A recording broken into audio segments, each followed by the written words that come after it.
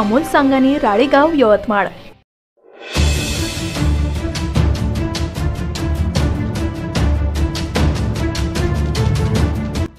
रानडुकराच्या हैदोशाने कपाशी पिकाचे नुकसान। खडकी शिवारातील घटना। रायगाव तालुक्यातील खडकी शिवारात रानडुकरांनी शेतात हैदोस घालून कपाशीच्या झाडाचे मोठ्या प्रमाणात नुकसान केले। वडकी येथील शेतकरी गणपत शामराव पिपराटे व विजय पिपराटे यांच्या खडकी शिवारातील शेतात मध्यरात्री रानडुकरांनी हैदोस घातला।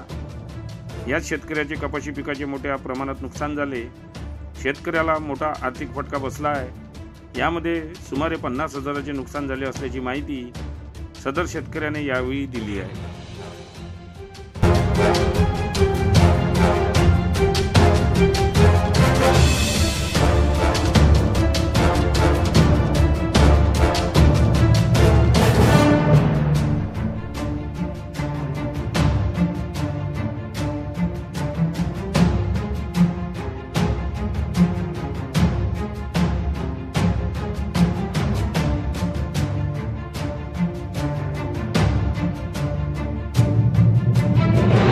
बातम्यांशी अपडेट राहण्याकरिता आजच आमच्या चॅनलला सबस्क्राइब करा आणि बेल आयकॉनवर क्लिक करा।